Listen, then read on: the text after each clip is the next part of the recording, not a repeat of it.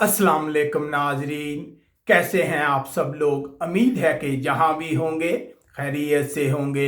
मैं हूं आपका मेज़बान परवेज़ इकबाल। आज 8 मई और जुम्मे का रोज़ है। जैसा कि आप जानते हैं कि मैं आपको मुसलसल लगा रखता हूं यूरोप भर के अहम हालातों वाक़यात से। इससे पहले कि हम यूरोप का रुख करें, आप लोगों को बताते चले कि पूरी दुनिया में कोरोना वायरस से मुतासरा अफराद की तादाद 39,50,000 तक जा पहुंची है।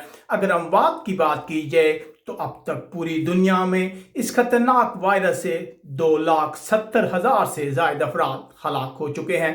अगर अमेरिका की बात की जाए तो वहाँ मजमूई तौर पर सबसे ज़्यादा अमवात हुई हैं। अब तक अमेरिका में 76,000 के करीब लोग हलाक हो चुके हैं।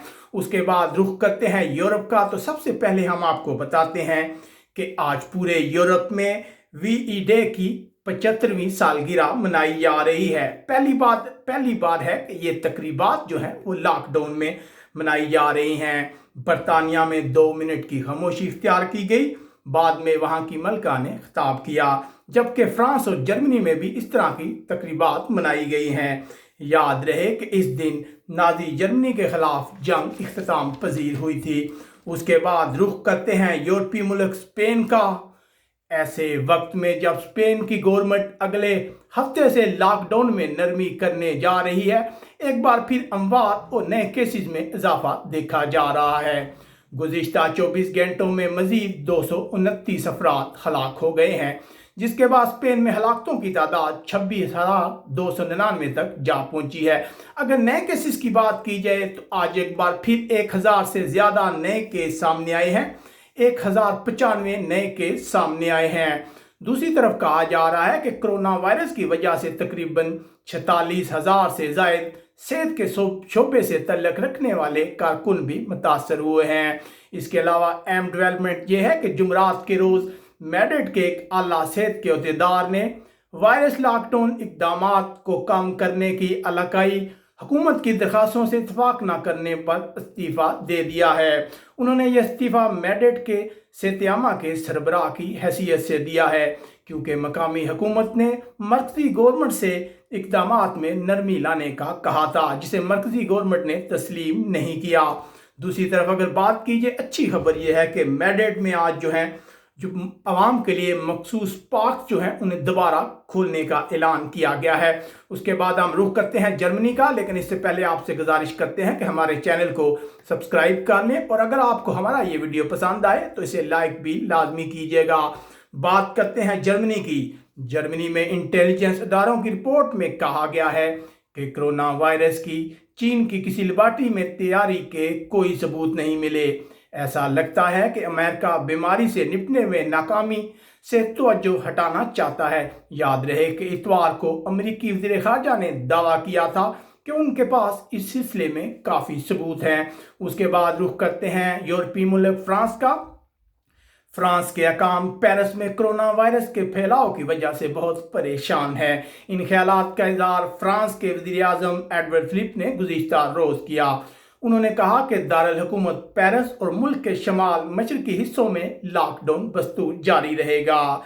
याद रहे कि 11 मई के बाद जो फ्रांस की हुकूमत है वो लॉकडाउन में नरमी करने जा रही है। इस सिलसिले में कुछ दुकानें और स्कूल जो हैं वो दोबारा खुल जाएंगे। याद रहे कि फ्रांस के हॉस्पिटल्स में मरीजों की तादाद मुसलसल कम होती जा रही है। अब तक फ्रांस में तकरीबन 26,000 के करीब अमवात जो हैं वो हो चुकी हैं। उसके बाद हम आपको बताते हैं यूरोपीय मुल्क इटली का। इटली में कोरोना वायरस के बहरान की वजह से माफिया मालकान की रिहाई के बदले से साफियों की जान को शदीद खतरा पैदा हो गया है। इटली में एक जराइम की रिपोर्टिंग करने वाले सहाफ़ी को निशाना बनाया गया है, लेकिन वो बचने में कामयाब हो गए हैं। लेकिन अब ख़ास तौर पर लोग और सहाफ़ी ये सवाल उठा रहे हैं, वो गवर्नमेंट की इस पॉलिसी से खुश नज़र नहीं आते। उनका कहना है कि ऐसे लोगों को रिहा नहीं करना चाहिए था। उसके बाद बात करते हैं इटली के सूबे बोल्जानो की। तो इटली के सूबे बोल्जानो ने एक करारदाद मंजूर की है, जिसकी रूह से सोमवार को बार, रेस्टोरेंट और म्यूजियम खुल जाएंगे। याद रहे कि कौमी मरहले के प्लान 2 के तहत इटली की दुकानें 18 मई को खुलेंगी। याद रहे कि इटली में हलाकतें जो है 29,958 तक जा पहुंची है।